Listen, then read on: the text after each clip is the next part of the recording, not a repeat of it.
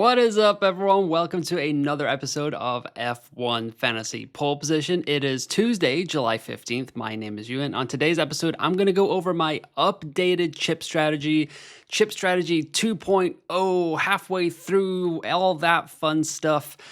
Just a quick little episode here while we are still waiting for F1 fantasy to come back into our lives. It's been a little bit of a long break. I'm looking at the calendar right now. The UK was July 4th to the 6th, and the 25th to 27th for Belgium. That's too long, especially with the summer break coming up like right after that. We've got Belgium and Hungary as a doubleheader. But if you like what you're seeing in the F1 Fantasy Pole Position paddock, don't forget to drop a like on the video and subscribe to the YouTube channel. We are officially at 3,400 subscribers. The goal is 3,500 before the summer break. So if you are watching this and you have not subscribed, help me out and we can get to that target by the summer break. But let's get into today's episode. All right, I know I said it was going to be chip strategy, but I literally recorded my last episode the morning before the news broke that Christian Horner is no longer with Red Bull. So I wanted to touch on that a teeny tiny bit.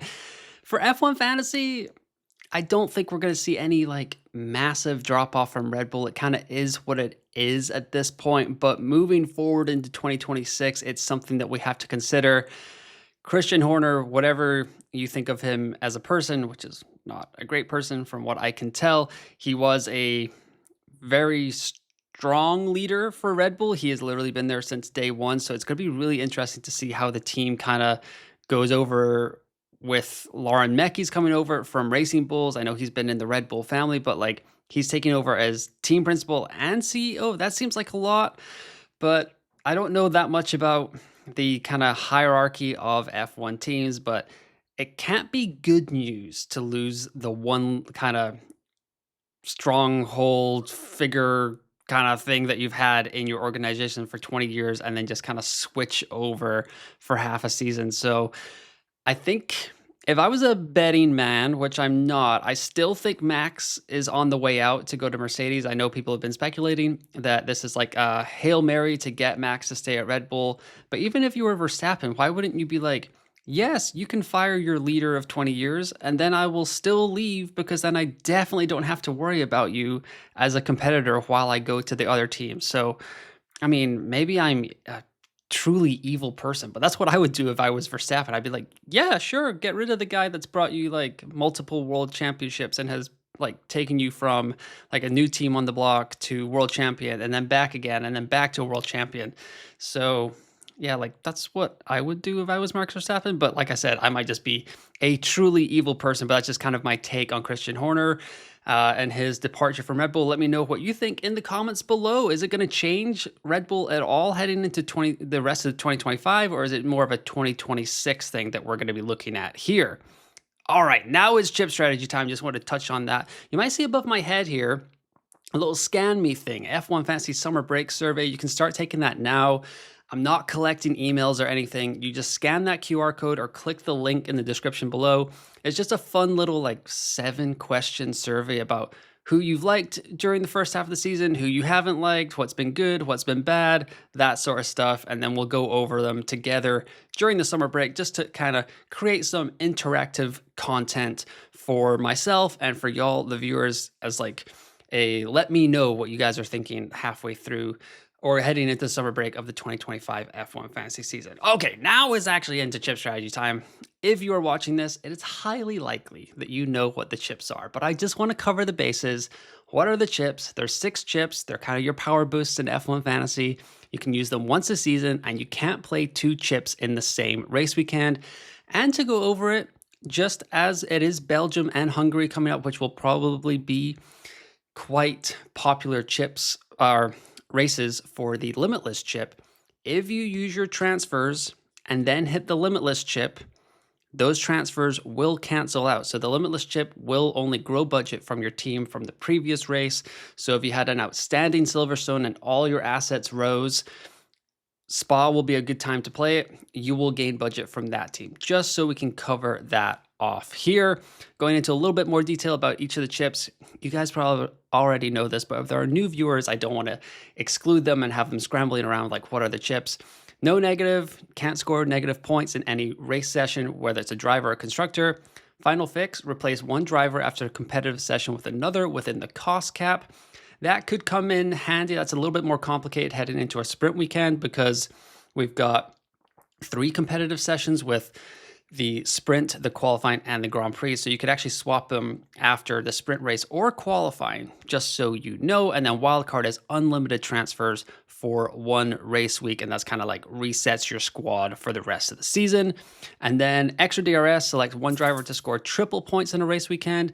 Also apply the regular DRS boost, double points to another driver. I'm thinking about using that chip in Spa. We'll see how that comes along. Limitless chip, the most talked about chip in F1 Fantasy every season, it feels like, and especially much more this season, like with the whole changing of the mindsets of like just scoring the most points to gaining the bigger delta over the rest of the field. Select any 5 drivers and 2 constructors for a race weekend with unlimited budget, and your previous race team will grow budget. And the autopilot is DRS boost, auto pick, highest scoring driver in your team in a weekend will receive the DRS boost. Some people went for the bold play of having like Oscar Piastri and Charles Leclerc in their team in F1 Fantasy for the British Grand Prix. But they also had a German driver called Nico Hülkenberg in their team, and he ended up getting it when they played the autopilot chip. So shout out to those managers that went with the autopilot and kind of, I wouldn't say lucked into it, but it's a very fortunate kind of circumstance and result from playing the autopilot chip. So let me know in the comments below if you were one of those managers that ended up with Nico Hülkenberg on your DRS boost as the autopilot chip. All right, here is the big screen. I understand that there's a lot of information on here. When to play the chips. I've got the remaining 12 races of the season. Belgium, Hungary, Netherlands, Italy, Azerbaijan, Singapore, Austin, Mexico, Brazil, Las Vegas, Qatar, Abu Dhabi, all on this screen, along with all 6 chips and when I think they could be played. Now, this isn't like a hard, firm list. I have been making this over like the last 24 hours. I kind of finalized it at like 5 a.m. in the morning. So if I'm missing anything drastic, let me know in the comments below what you agree and what you disagree with. So I'm going to go through chip by chip. If you're listening on the podcast side, I'd highly suggest flipping over to the YouTube channel just to look at this screen. I'll probably tweet this out as well at my X account at F1 Fantasy UN, so you can check it out there as well. So Limitless here, Belgium, Hungary, Monza, and Singapore, and Abu Dhabi. Just to cover this off, Abu Dhabi has a check mark for every chip because that's the final race of the season, so smoke them if you got them kind of style there. But Limitless in Belgium, Hungary, Italy, and Singapore. So Belgium is if you have a fairly locked in rising squad. It should be pretty strong for all assets. Like McLaren should do quite well here. I think you always want to, even with Red Bull struggles, you'll probably still want Max, and we'll see what the Ferrari and the Mercedes kind of end up doing. Hungary, this is a shout out to Rain Fantasy. He was shouting out Hungaroring, kind of Monaco without walls, so that'll be a good track as well. Like we saw, for a lot of people, Monaco was really good for Limitless managers, just because the top 5 was kind of set in stone. It all worked out quite well. So Hungaroring could work out that way as well. Italy for Monza, I put on there. Maybe that's a little bit of a controversial, but if you guys remember a couple of years ago, a lot of F1 Fantasy managers played the Limitless chip in Monza because Ferrari looks super strong. And Ferrari always kind of bring the fire to Monza because it's like their home race. I understand they've had Imola in the past as well, but yeah, Ferrari always kind of bring it. So Limitless is a little bit of an outside shout at Italy, and then Singapore as well, just because there are like no overtakes in Singapore. So if you can lock in that top 5, you should be set and forget. Extra DRS here.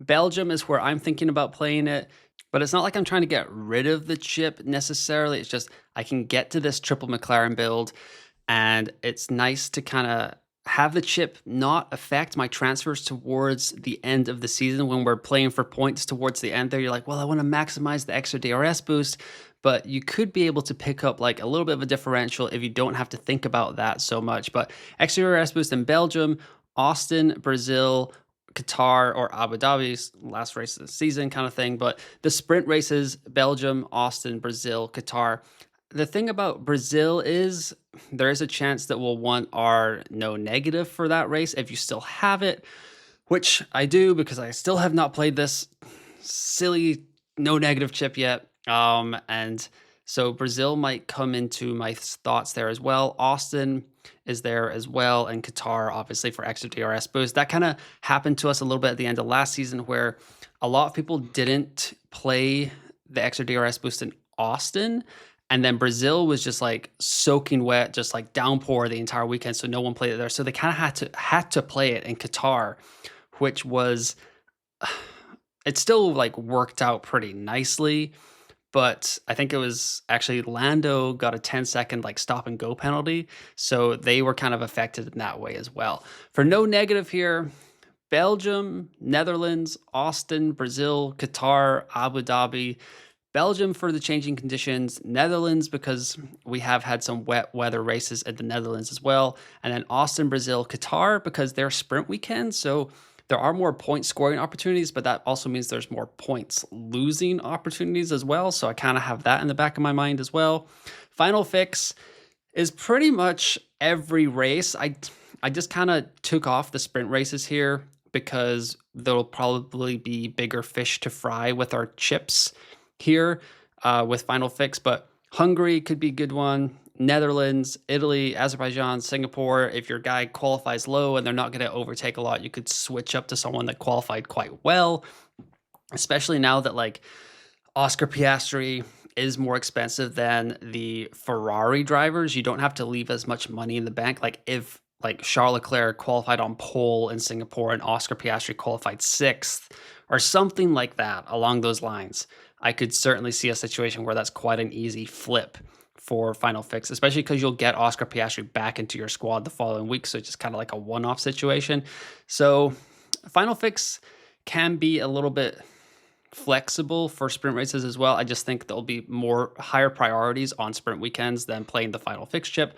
Wild card, like I said, because Belgium is a sprint race here, I don't think a lot of managers will be playing the wild card, but in the 3 races after that, Hungary, Netherlands, Italy, during my Tech Talk episode with Coffee Corner Motorsport from FanAmp Fantasy, the fantasy formula, Terry was saying that around that time, Hungary, Netherlands, Monza, that is really when teams are going to stop they're going to turn off the tap for 2025 and fully focus on 2026.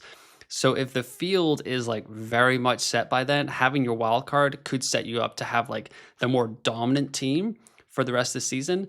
But also if you're going into Belgium, you're still looking to budget build, or you already have budget, but you're going to go like with the triple McLaren thing. If you have the wild card and then you just want to flip into the 4A build right after that, you don't have to worry about building the transfers or whatever. You can just do that going right into Hungary. So that's kind of an advantage as well. And then Autopilot, it's really situational as well, kind of similar to Final Fix. Italy, Austin, Brazil, Las Vegas, Qatar, Abu Dhabi, kind of towards the end of the season is when I'm thinking about playing it. Italy and Las Vegas here get kind of bumps up because Ferrari are usually quite strong in Italy, and then Mercedes have almost turned Las Vegas into their like specialty track just because of how cold it is there. So it could be an area where you're bringing in like a Kimi Antonelli or a George Russell to pair alongside like a Lando Norris, depending on where our budgets are, and hitting the autopilot chip. And it's like you still got the safety of a McLaren driver, but also maybe George Russell, who won it last year and has done quite well at Las Vegas. I think in the press interviews before the races last season, he was saying that like Vegas is one of his top 3 favorite tracks, which he came and kind of showed us that last year when he won the whole thing. But Autopilot also in sprint races could be fine as well. More point scoring opportunities. There could be bigger swings. Like if you have double McLaren, if you bring in double McLaren for Belgium, you could play the Autopilot chip there as well. Like say Lando just knocks out of the park, scores like 20, 30 more points than Oscar, but you have him. It might be kind of handy to do the Autopilot chip there. But this is like the kind of big picture when you can like look to play your chips and stuff like that. Let me know in the comments below if I have missed anything like very obvious, or if I'm totally wrong about something. I'm happy to kind of, it's almost like just an open forum discussion thing. It's just kind of my kind of initial thoughts about the second half of the season. And I'm just looking at my team here, my chip strategy thoughts. So I've already used wildcard and Limitless, so I've got 4 chips to go. Use Extra DRS boost in Belgium to hop on triple McLaren and double Sauber build, which I talked about in my team selection video that you guys can check out right there in the top right-hand corner. Final fix on non-sprint weekend because we will have bigger fish to fry in sprint weekends. I've kind of already talked about this. No negative in Brazil with potential weather and more point scoring sessions, which also means more points losing sessions. And then Autopilot in Monza or Vegas where Ferrari and Mercedes usually thrive. Bring in Leclerc or Russell to pair with a McLaren driver. But I would highly suggest this is kind of like, I mean, you guys are probably not that interested in like my chip strategy thoughts, but it's a good exercise for you as an F1 fantasy manager, strategist, team principal, boss, whatever we're calling them, to kind of go through and just kind of map out, because I have 4 chips remaining and there's only 12 weekends left. So that means I'm playing 1 every 3 races. If you have 6 chips left, 5 chips left, if you have 1 chip left, like you'll need to kind of map out a tiny bit where you are going to be playing your chips for the remainder of the F1 fantasy season. But like I said, it's going to be a pretty short and sweet episode. We're in this like weird down period in F1 fantasy right now, so I don't want to take up too much of your time during like an off week, but let me know what you think about the video, what you think about my chip strategy thoughts, where I'm right, where I'm wrong. And don't forget the survey in the link below. I don't have the QR code linked to the intro screen here yet, but I will work on that for next week's episodes, which will be transfer targets, and it'll be a race week next week, so that'll be fine. And I will be at Spa, so let me know in the comments, hit me up on X if you are also going to be at Spa. I'm going to be there on the Saturday during the sprint race and the qualifying session, so if you're going to be there, let me know. We can maybe potentially have an F1 fantasy pole position meetup. But like I said, if you have been enjoying the content during a little bit of downtime, like the video and subscribe to the YouTube channel. And if you're on the podcast side, give it 5 stars. I saw on Spotify, I'm at like 3.4 out of 5 stars. Hurts my feelings a little bit that I don't know what I did to deserve that, I guess. But if you guys can help me out, maybe go rate me as 5 stars on the podcast side, that would be great as well. But 3,400 subscribers, super appreciative for everyone of the incredible growth over the first half of the F1 Fantasy 2025 season. But once again, thanks for listening, thanks for watching, and I will talk to you next time.